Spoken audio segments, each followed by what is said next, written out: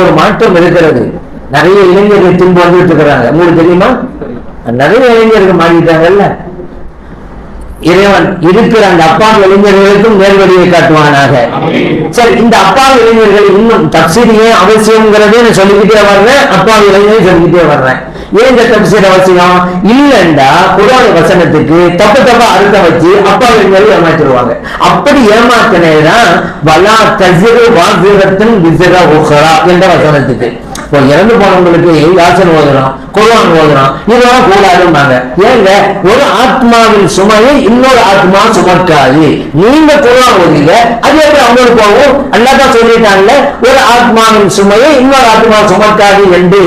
இளைஞர்கள் அந்த இளைஞர்கள் அப்படி தெரியாது, ஏமாத்தினா பாத்தீங்களா?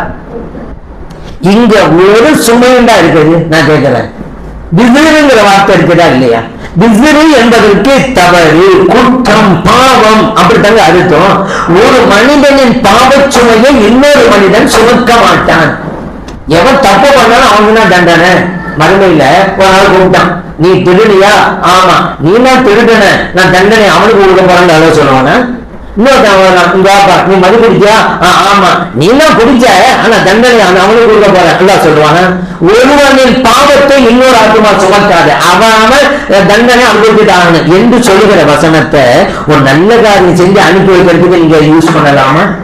விஸ்ருங்கிற வார்த்தையை அர்த்தம் தெரியலையே. நீங்க தான் இந்த குர்ஆன் ஹதீஸ மக்களுக்கு போதிக்கிறீங்க, நாங்களுக்கு தேவையில்லை, நாங்களும் சென்று கொடுப்பாங்க. ஒரு வார்த்தை அர்த்தம் தெரியல.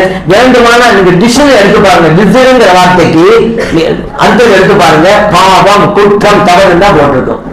நீங்க எப்போ அப்படித்தானே கலியக்கால வாதத்துல நாகூர் நாயகம் ரலியல்லாஹு சம்பந்தமா வரும்பொழுது சகீரத்துன்னு இருக்குங்க. சகீரத்துல சின்ன சிறுமின்னு அர்த்தம், பெரிய பொம்பளை அர்த்தம் வச்சாங்கல்ல.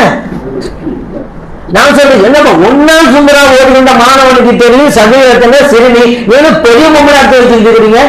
நீங்க நான் குர்ஆன் ஹதீஸ மக்களுக்கு விளக்க போவாங்க. நீங்க இதுதான் அவங்களுடைய நிலை. சரி, அது இருக்கட்டும்.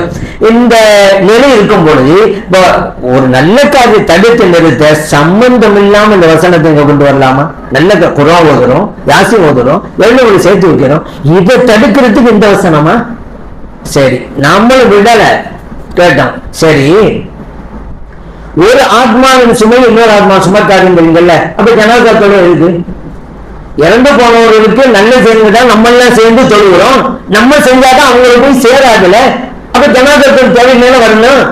ஆனா ஜனாசாத்தோடு அவங்களும் நடத்துவாங்க. இந்த குர்ஆன் ஓதுறதுக்கு மட்டும் ஒரு ஆத்மான் சுமை இன்னொரு ஆத்மா சுமக்காது வாய்ப்பாடு படிச்சுக்கிட்டே இருப்பாங்க. ஏப்ப நீ அப்படியே நீ தொழுற ஜனாசாத்தோடு ஏன் தொழுற? நீ அந்த நன்மை